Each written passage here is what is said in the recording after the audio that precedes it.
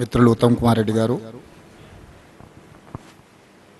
Excise and prohibition శాఖ మంత్రివర్యులు మిత్రులు జూపల్లి కృష్ణారావు గారు, క్రీడలు మరియు ఇతర శాఖల మంత్రివర్యులు మిత్రులు వాకిటి శ్రీహరి గారు, శాసన మండలి సభ్యులు, శాసనసభ్యులు, వివిధ కార్పొరేషన్లకు సంబంధించిన చైర్మన్లు ఈ పత్రికా సమావేశంలో పాల్గొని పాలమూరు జిల్లా సాగునీరు తాగునీరు ప్రాజెక్టులకు సంబంధించి నిన్న ఇవాళ క్షేత్రస్థాయి పర్యటనలు చేసి జరుగుతున్న పనులను పరిశీలించి భవిష్యత్ కార్యాచరణ నిర్ణయించుకోవడానికి ఈ కార్యక్రమాన్ని మనం తీసుకోవడం జరిగింది. ప్రధానంగా మిత్రులారా, చాలామంది ఇక్కడ ఉన్న పాత్రికేయ మిత్రులు తెలంగాణ ఉద్యమంలో క్రియాశీలక పాత్ర పోషించిన వాళ్ళే ఇక్కడ ఉన్నారు. రెండవది, 2009లో కల్వకుంట్ల చంద్రశేఖరరావు గారు మహబూబ్ నగర్ పార్లమెంట్ అభ్యర్థిగా పోటీ చేసినప్పుడు తాను ఇక్కడి నుంచి ఎన్నికైతే ఈ ప్రాంత సమస్యల పట్ల సంపూర్ణమైన అవగాహన ఉంటుంది, తెలంగాణ రాష్ట్రం వచ్చిన తర్వాత అత్యధికంగా మహబూబ్ నగర్ జిల్లాకు సాయం అందుతుంది, సాగునీటి ప్రాజెక్టులు పూర్తి అవుతాయని ఆకాంక్షించారు. వారు మహబూబ్ నగర్ పార్లమెంట్ సభ్యుడిగా ఉన్నప్పుడే డాక్టర్ మన్మోహన్ సింగ్ గారు, శ్రీమతి సోనియా గాంధీ గారు తెలంగాణ రాష్ట్రాన్ని ఇవ్వడం జరిగింది. తెలంగాణ రాష్ట్రం వచ్చిన తర్వాత చంద్రశేఖరరావు గారు శాసనసభకు మన జిల్లా నుంచి పోటీ చేయలేదు. సరే, వారి జిల్లా మీద మమకారంతోటో లేదా ఇతర కారణాల చేత వారు గజ్వేల్ నుంచి ప్రాతినిధ్యం వహించిన కష్టకాలంలో సహాయం అందించి హక్కున చేర్చుకొని పాలమూరులో ఊరు లేకపోయినా పార్లమెంటుకు పంపించిన ప్రజలకు తన సహాయాన్ని, తన ఆలోచనను అందించి వలసల జిల్లాను అభివృద్ధి జిల్లాగా మారుస్తారని మనం ఆశించడంలో తప్పులేదు. తెలంగాణ రాష్ట్ర ఏర్పాటు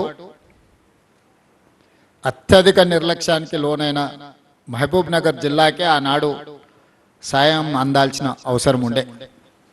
మిగతా జిల్లాల కంటే అన్ని విషయాలలో, విద్యలో కానీ, వైద్యంలో కానీ, సాగునీరు విషయంలో కానీ, తాగునీరు విషయంలో కానీ కృష్ణానది జలాలు పూర్తిగా మన జిల్లాలోనే ప్రవహించిన ఎన్నడూ మనం ఆ నీళ్లను ఒడిసిపట్టుకున్న సందర్భమే లేదు.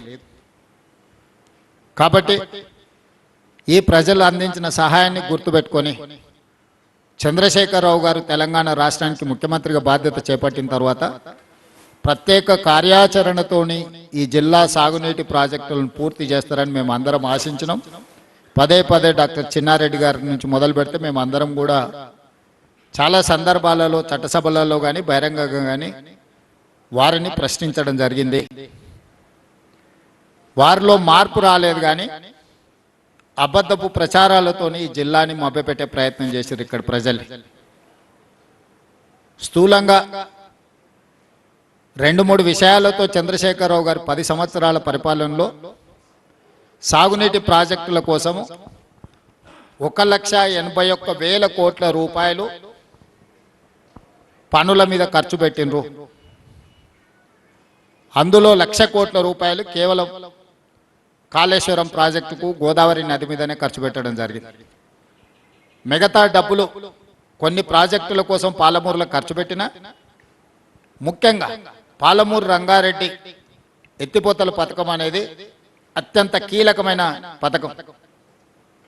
ఎందుకు అని అంటే కల్వకుర్తి కానీ, భీమా కానీ, నెట్టెంపాడు కానీ, కోయిల్ సాగర్ కానీ, లేదా ఇప్పుడు మనం ప్రారంభించుకున్న మక్తల్ నారాయణపేట కొడంగల్ ఎత్తిపోతల పథకం అన్నీ కలిపితే కూడా పాలమూరు రంగారెడ్డి ఎత్తిపోతల పథకంతో సమానం కాదు.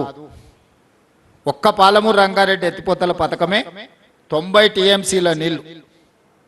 ఈరోజు ఈ జిల్లాలో జూరాల నుంచి మొదలు పెడితే జూరాల, భీమా, నెట్టంపాడు, కోయిల్ సాగరు, అదేవిధంగా కల్వకుర్తి, మిగతా ప్రాజెక్టులన్నీ కట్టి పాలమూరు రంగారెడ్డిని పూర్తి చేస్తే ఈ జిల్లాకు దాదాపుగా 26 లక్షల ఎకరాల ఆయకట్టు ఇవ్వడానికి అవకాశం ఉండే. నిజంగానే 10 సంవత్సరాల సుదీర్ఘ కాలంలో ఈ ప్రాజెక్టులను పూర్తి చేసినట్టే ఈరోజు పాలమూరు జిల్లాలో నికరంగా 26 లక్షల ఎకరాలకు సాగునీరు అందుతుండే.